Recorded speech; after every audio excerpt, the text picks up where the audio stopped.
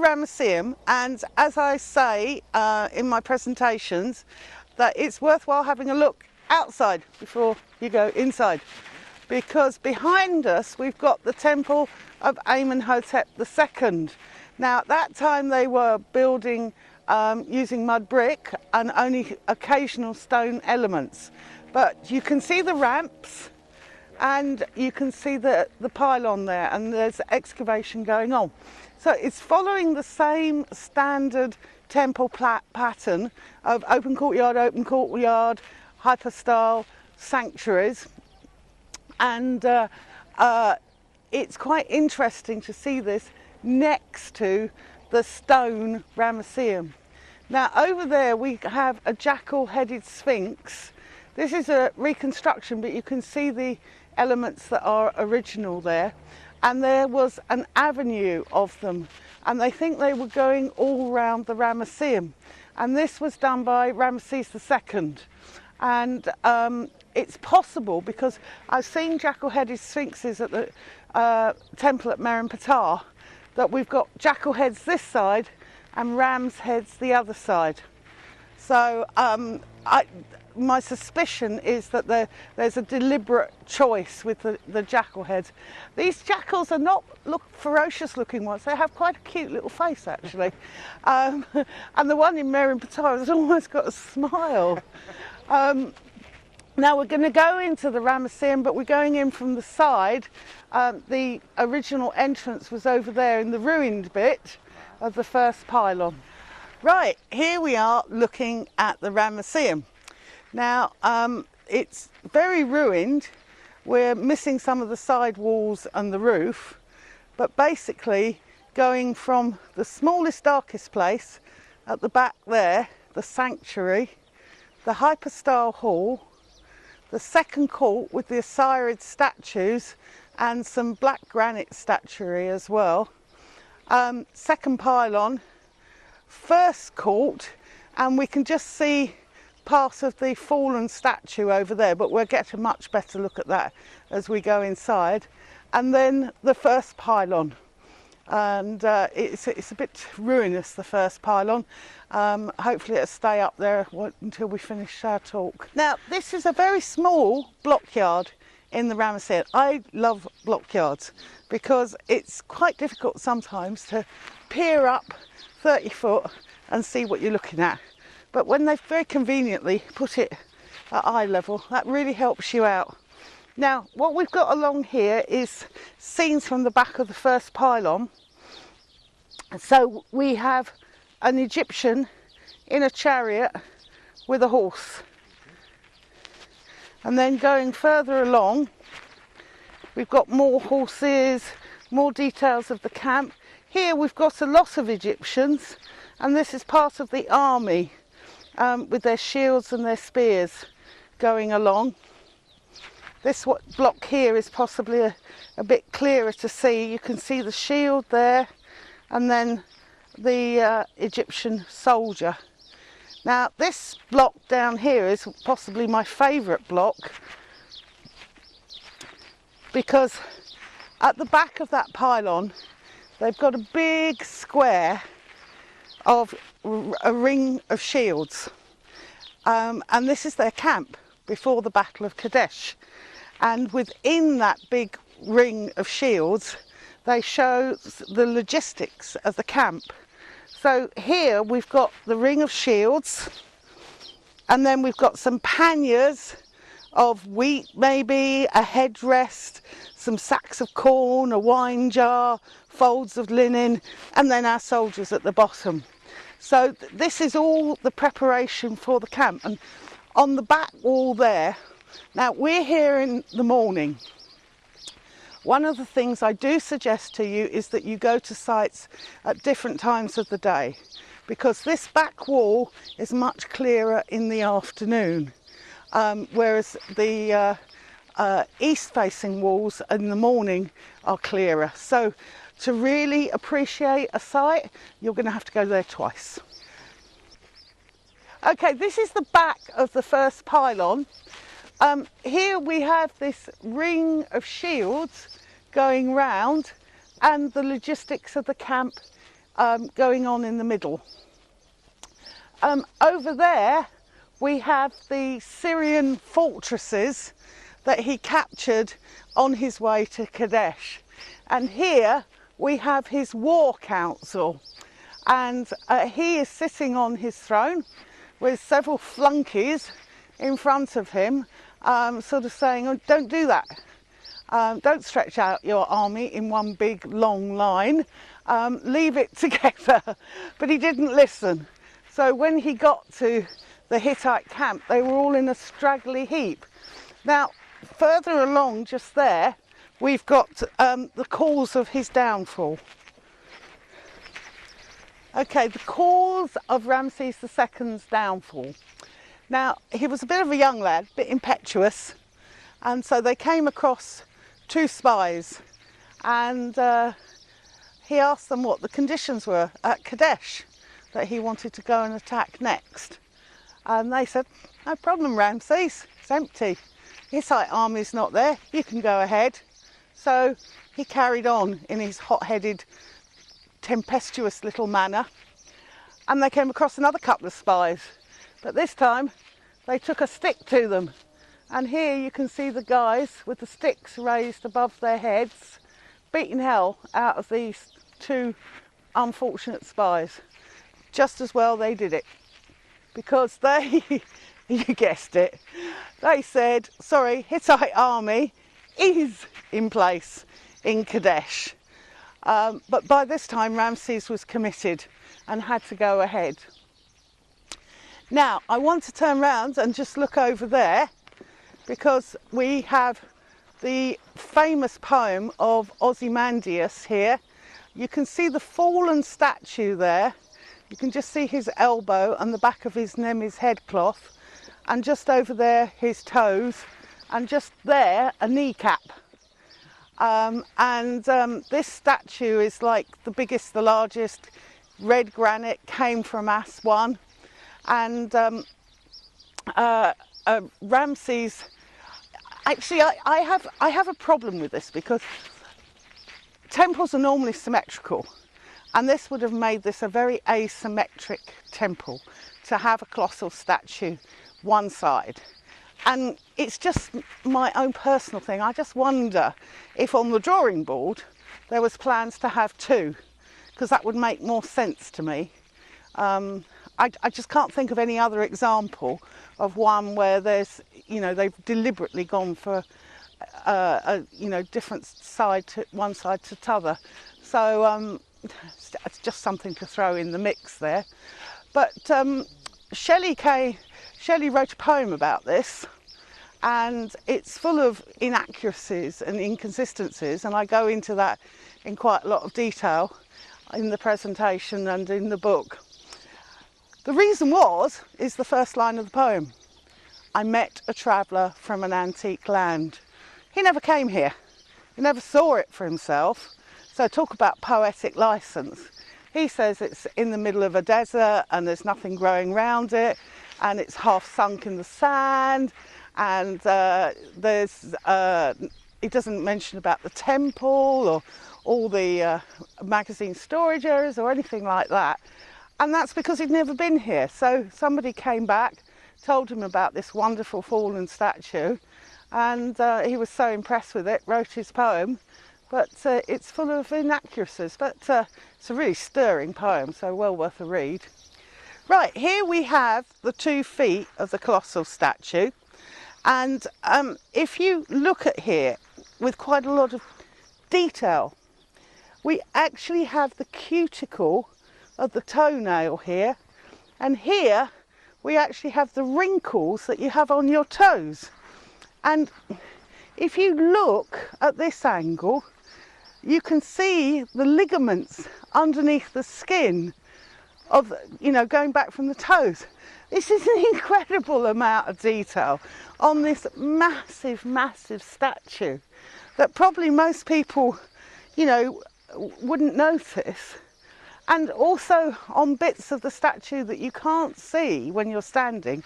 So he's sitting with his hands on his knees like this, and his hands have the same level of detail on them, but when you were looking up, you wouldn't have seen it at all. So what you have to understand is their motivation behind this high artistry was that it's for the god.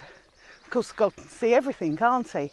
So they are not going to skimp on it at all. They're going to make it the best possible from all angles because it's for the god. Right, this is the hands on the lap. So he's seated like this, with his hands like this, and here are the hands. And you can see their little fingernails down there. Now, if you look along the side there, you can see a row of holes. Now, what's happened here is in a much later period, they have decided to reuse this block and try to split it. And they've tried to split it the way that you do the ancient stonework. So you make a row of holes, and then you put wooden wedges in, and you put water on them, they swell, and they split the rock. Now, most of the time they split the rock very, very, very accurately, exactly as they want. But we know of a couple of examples where they have failed. This is obviously one because the crack has then gone down like that instead of making a nice square block.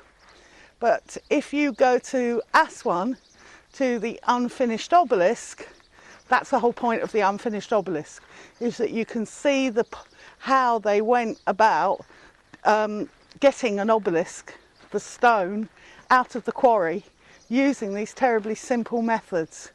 And this is a little example of it.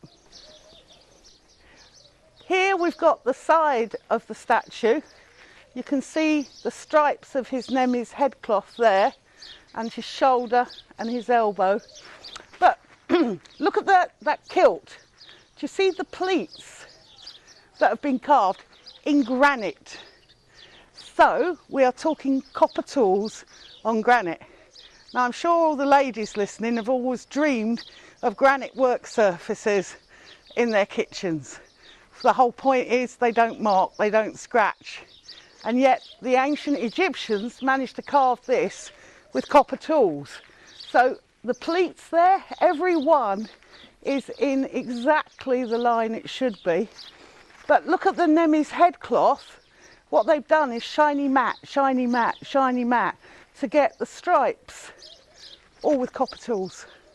Now, here we have the Battle of Kadesh. And there's lots of detail here. This is actually an impossible wall to get good shots of, because when the sun's coming over that side, these great big pillars stop it. So really tricksy to have a look at. But one of the things there, do you see there's a man with his hands held down and his hair falling? Now that's the prince of Aleppo, and he's fallen in this river, the river Orontes. So the battle is taking place over there, and the river goes up, and if you go right up the top there, do you see it goes in a circle round the fortress of Kadesh, and the Hittite reserves are on the other bank of the Orontes, looking at the battle going on. Now, Ramses portrays this as an enormous success, but the Hittite records tell a different story. I go into quite a lot of detail about this in my presentation and in the book, but basically you can get the picture from all these Hittite reserves that aren't engaged in the battle, that unless he crosses the Orontes, whilst he might have won that battlefield, he hasn't won the fortress of Kadesh. Now this is the other half of that battle scene. So we have the chaos of the battle. Now this is actually a little bit more significant than you realise, because one of the things that Pharaoh does is bring mart, order, balance, justice. It's not an easily translatable term. But if you've got chaos going on, Pharaoh comes along in his chariot, and by defeating all his enemies, he brings order to this chaos. Now, normally, Egyptian art is in nice, neat registers. But when they're showing chaos, the chaos of the hunt, the chaos of the marshes, or the chaos of a battle, it's plonkety, plonkety, plonkety, plonkety. I'm sure there's a better artistic term than that, but plonkety, plonkety will do. You can see a little bit of colour there, and these are the people that have drowned in the River Orontes. Now, Ramses there, come forward, look at how he's in the chariot here. Now, there's nobody in the chariot with him. He's got a bow and arrow in his hand. So how's he steering the horses? I'll explain when we get to the other scene. You can see it clearly. Right, here we are in the second courtyard, and we've had to come uphill to get here. And if you remember the height of the first pylon and look at the height there of the third pylon, you see it's a lot lower. So our ceiling height is going down and our floor height is going up. These are Osiris statues, so it's the king as Osiris. So he's got his feet together, he's mummiform, he's got the crook and the flail, and he's got the false beard. The heads have disappeared, probably decorating some English country garden as somebody who brought back a souvenir from Egypt, sad to say.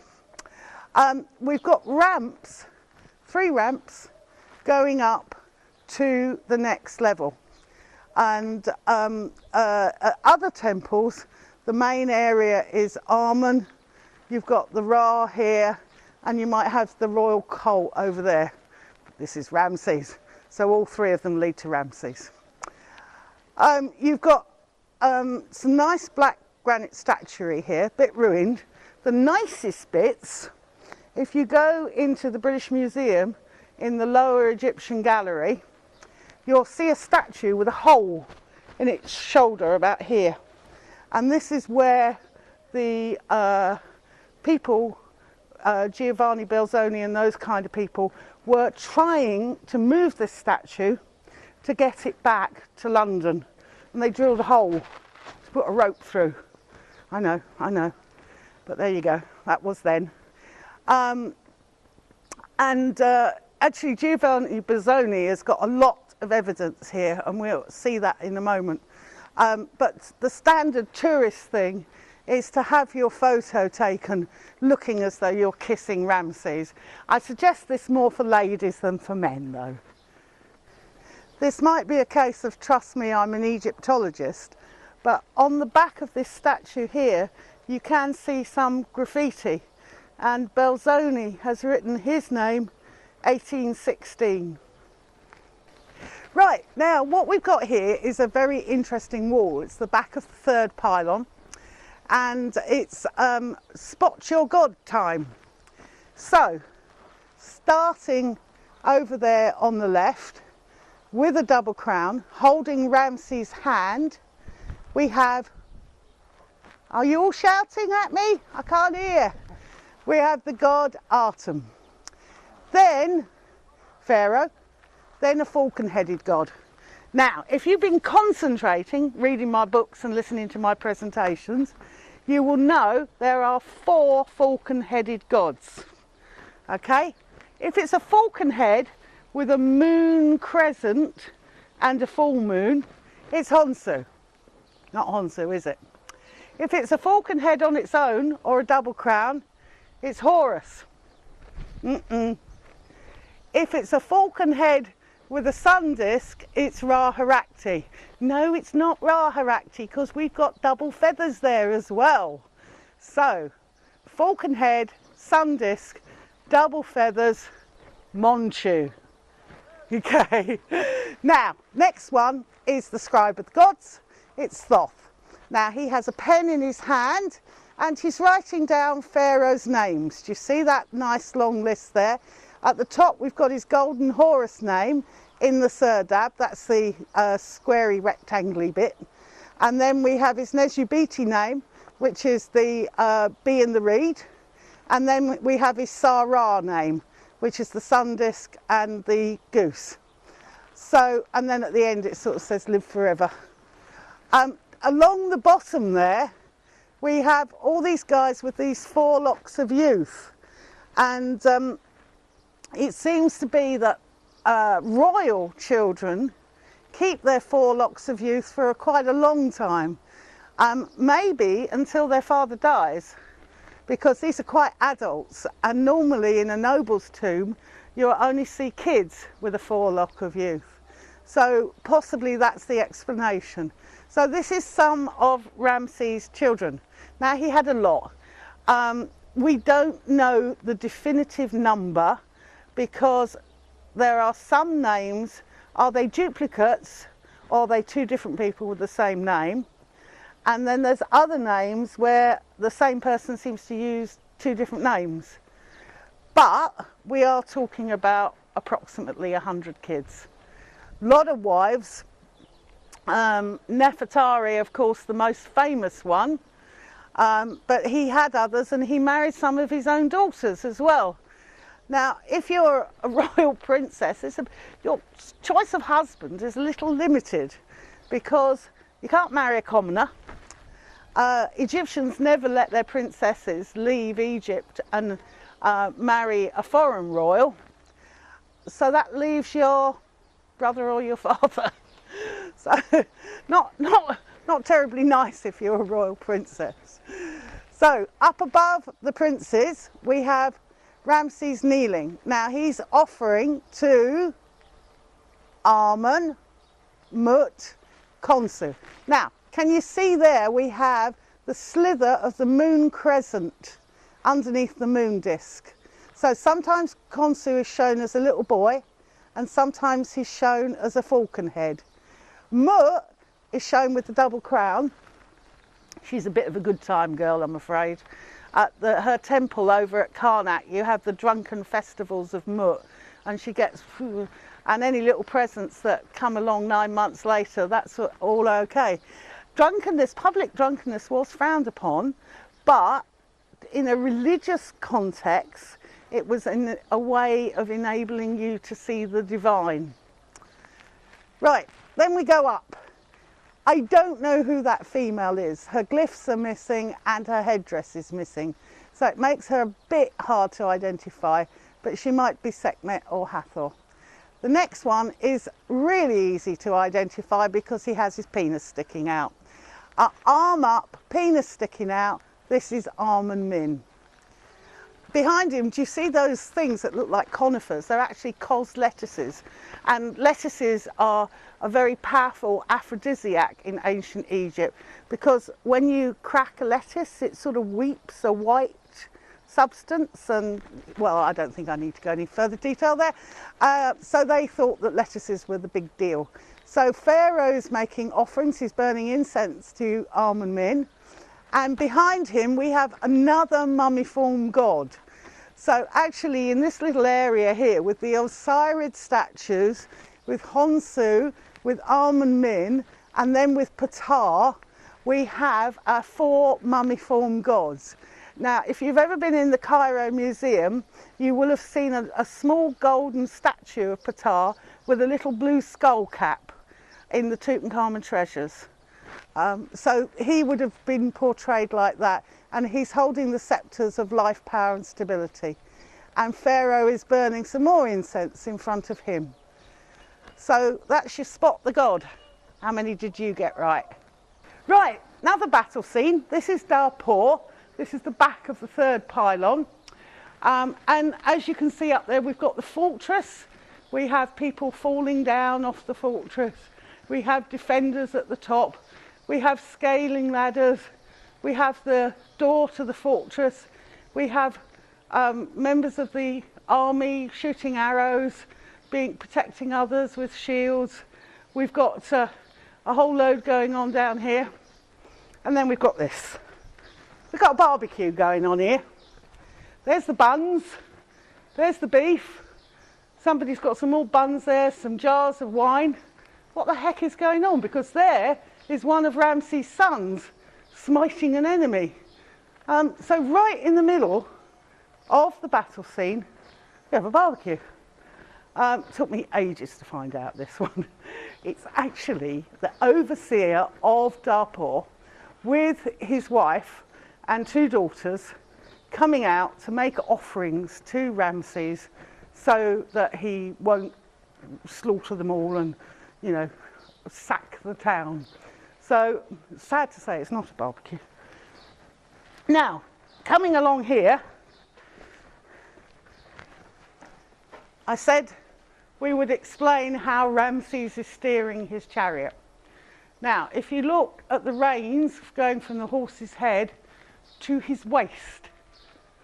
So, this guy was steering his chariot like this. No, I don't think I could do it either. But it's shown quite a few times. It's shown in some nobles' tombs as well. So improbable as it looks, it must have been a method of controlling horses. I'm really not quite sure you could do this in the heat of battle. I think you would need a little bit more control going on. But it was a recognised, so maybe in the chase or something like that, hunting, this was a recognised way of steering your horse. You can see he's trampling some of his enemies there underneath the wheels of his chariot. So apart from his sons and him, he's managed to get rid of the whole enemy there. Ramses hasn't got a modest bone in his body, I'm afraid. I am not encouraging you to do this, but graffiti is actually important in Egyptology. Old graffiti, and by old I'm talking back to ancient Egyptian times itself, because at the step pyramid at Saqqara it's only because a piece of New Kingdom graffiti on the old pyramid that we actually know the identity of the owner of the pyramid. So it can be valuable. And then you've got Roman and you've got Greek graffiti. But here we have a bit of 1900s graffiti, 19th century, sorry. Now, I came here with some Swiss people and they identified to me that that motto there is a Swiss motto and that this is a part of Switzerland and is very famous for grapes. And we have some grapes going round here. So was de Goutin, a wine producer from Switzerland who came here on holiday in 1820 and left his mark. I'd love to find out. The Swiss people did say they'd look it up for me, but they never got back to me. So if you're Swiss and watching this, can you let me know? Right, another use for your tickets, explaining how the roof of the hypostyle hall works. Now, what you've got is the main axis here has a higher roof to it than the side pieces. So here we have bud papyrus columns at the lower level and open papyrus columns at the higher level. And if you look through there, you can see on the side they put windows in. And these clear story windows would have been the only lighting in here. We've lost a lot of the roof and we've lost all of the side walls. But at the time that this was built, the only light would have come from up there. So as you come further and further in, you're more and more important. And the access gets restricted to various senior people as you go further in. By the time we get here, where we're closed in, we're talking priests. And by the time you get into the sanctuary, we're talking high priest or pharaoh. So you're coming in here. Now, this is a temple. It's not like a church or a mosque where you worship God. This is the house of the god. This is where he lived. So what we're doing is we're building to impress you. So you're coming in here from all these open sunny courtyards into this, which is awe-inspiring, big, huge, colourful. The priests would have been coming here probably chanting. There would have been the smell of incense, the clash of musical cymbals, and you, small and insignificant, in the midst of all this glory.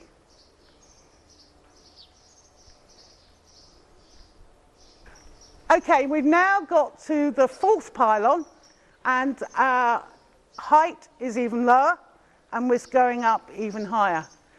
We have Pharaoh there offering to Amun and Mut, and you can see she's wearing quite a colourful garment. If you go to Medinet Habu, either virtually or with me, you will see that the ladies there wear extremely colourful garments, but they are very, very tight. And I'm not quite sure how they would have walked in them, but maybe that they just put them on and stood there. So Amun and Mut that side, and over there, Amun and Khonsu, little boy god, moon crescent, full moon. Lots of Ramses' sons along there, and then we have the colour of the hypostyle hall.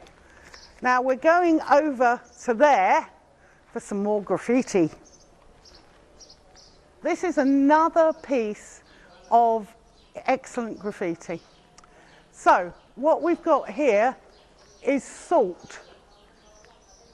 Now General Henry Salt, if you go in the British Museum, there's the Salt Papyrus, and he is responsible for bringing that to the British Museum. And he was the consul here, and he bought a lot of objects, and they ended up in the British Museum. Up above him, we have our friend Belzoni, Italian circus strongman, who came to Egypt with a new kind of water pump. He was an engineer as well. Really worth reading a life of Belzoni. And his wife also wrote a book about her travels, and that's quite worth a read.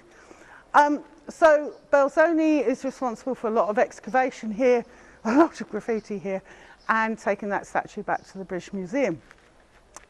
Another one here, this is a Frenchman, Boniface. Now he was a photographer, but who Hetley and Geddes are, I don't know, but I'm sure there's somebody. Go on, find out, let me know. Right, on the back of this wall here, we have a nice little scene. This is the god Atum. He's got a pen in his hand, and he's writing Ramses' name in the Tree of Life as part of the coronation ritual. If you come over here, you can see another couple of scribal gods. We've got a lady, Sheshat, and she has this sort of starry flower on top of her head, and behind her we have Thoth. So they're all writing Ramses' names on the Tree of Life. Again, this is a little bit of a tricky one to get a good photograph of. We're here at, I think it's about 8 in the morning at the moment, so you get good light on it now, but that's it. Once the sun gets a bit higher, it's in the shade and quite tricky to see, but it's a nice one. Now, this is called the library because of this writing, all these guys writing, and possibly it was used for the storage of papyrus rolls. We're not quite sure. Now, on the ceiling, and I don't think you're going to be able to get a shot of this at all, but trust me, I'm an Egyptologist. This is an astronomical ceiling with various, you know, like Aquaries and Aries and stuff like that. But much better to try and get hold of a line drawing of this ceiling. It is very tricky to see. Possibly that one you can see because there's a bit more shadow there. But you see there's two side-by-side turtles.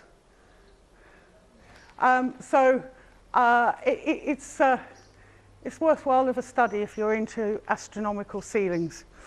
Now we go up even more into what would have been our smallest, darkest space. Right, here in the sanctuary, on this back wall here, we have lots and lots of lovely lists, king's lists and so forth. Then we have Pharaoh wearing the white crown, offering to his ancestors. And then the other side of the doorway, he's wearing the red crown and offering to his ancestors. Now, over there, these are the magazine storage areas, and they really are extensive here, massive, massive. And he must have endowed this temple with a lot of land. So, we have an arch there, but we don't have keystones until the Roman times. So how have they built an arch? Well, a true arch would be upright and round.